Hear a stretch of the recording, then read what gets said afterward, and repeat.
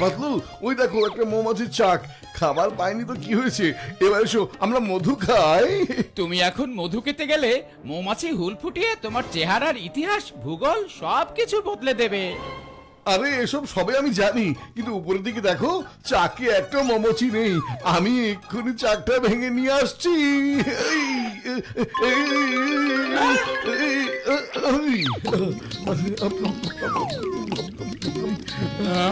টাটকা মধু খাবার মজা একদম আলাদা।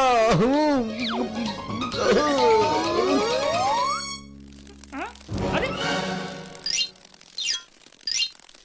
আমাদের মৌচাক কোথায় গেল?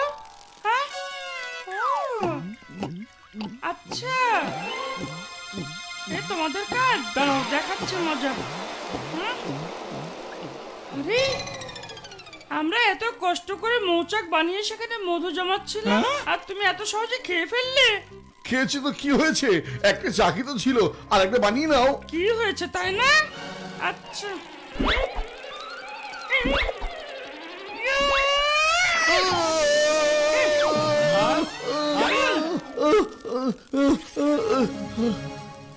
আজকে আমি তোমাদের শিক্ষা দিয়ে ছাড়বো যে জীবনে আর কোনোদিন কোনো মৌচাক ভাঙবে না তোমরা।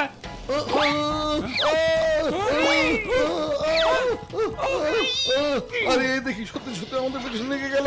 পাতলু পালাও।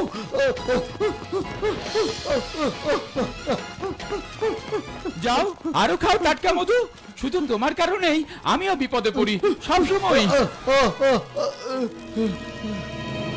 যতক্ষণ না তোমরা আমাদের একটা মৌচাক বানিয়ে দিতে পারবে ততক্ষণ এভাবে হুল আমি ফুটাতেই থাকবো। কিন্তু আমরা কিভাবে তোমার এই মৌচাক বানিয়ে দেবো? হ্যাঁ সেটা তোমাদের ব্যাপার, তাড়াতাড়ি করো না হলে কিন্তু হুল ফুটিয়ে দেবো আবার।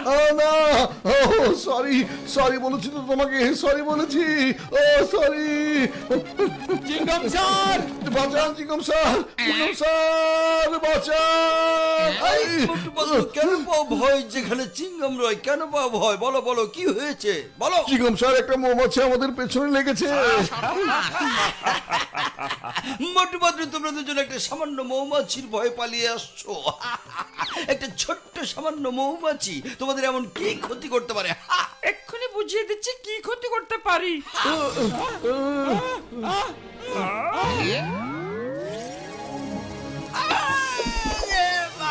এই মোটু পাতলু, আমাকে বাঁচাও। এই তো দেখছি আমার পেছনে লেগে গেছে। এই বাবা, আইনের কসম, দেশের কসম, ওরে মা, আব্বা, চটপটি ফুচকা